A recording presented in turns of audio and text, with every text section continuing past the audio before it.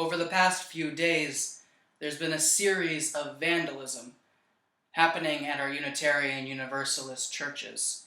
You see, on our Black Lives Matter banners, people have been coming in and cutting off the black, so it just says, Lives Matter. It got me thinking, who's doing this? Is it some outside group? Is it some local group? Could it be the people in our congregations? If it is the people in our congregations, then why? Is it because we as ministers are not leading, are not practicing what we preach? And then I looked at myself.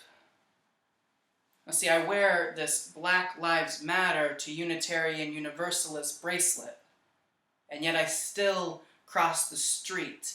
I started thinking about how I still cross the street when I wear a Black Lives Matter bracelet. I convince myself it's the stranger I don't trust, or the smell of the turning of the wind, not the color of his skin. No, it couldn't be the color of his skin. I'm a minister, right? I love everyone.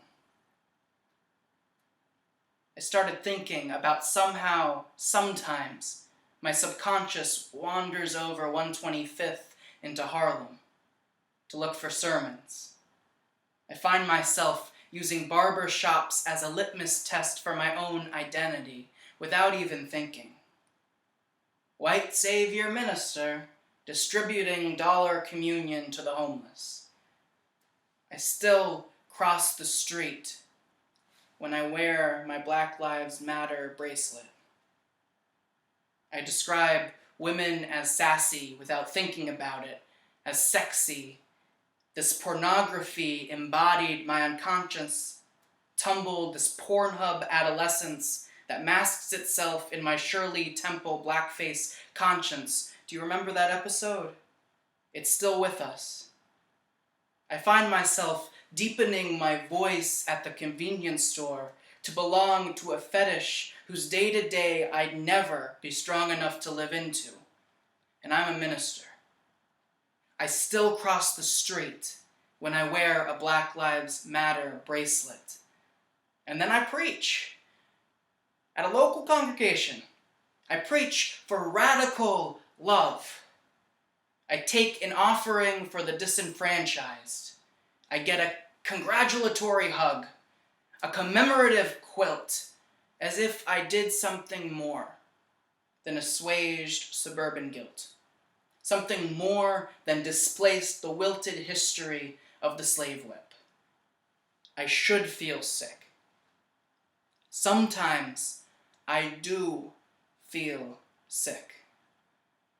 But the biggest trick in all of my liberal arts culture is to dubstep my way over feeling hypocritical. And to be honest, it's safer to stay level than to discover the pain of our existence. It's easier to stay lyrically clever than to stare the mirror face to face. It's easier to fall into the binary of salvation or a fall from grace than to grapple with the ghost of where we are. So where are we? We're in a middle ground. We're in real life, where if you listen close, you can still hear the bark rumble of Jim Crow lynching hounds, led by people who look a lot like us, people of faith, white ministers.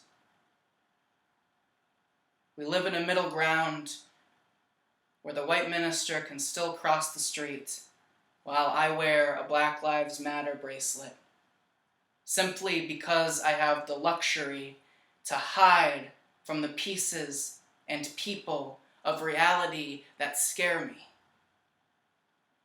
Wake up. We can do better. We can lead better. It starts with us, with looking at all of our faults and looking at all of the love that we have to give after we acknowledge all of those places we fall short.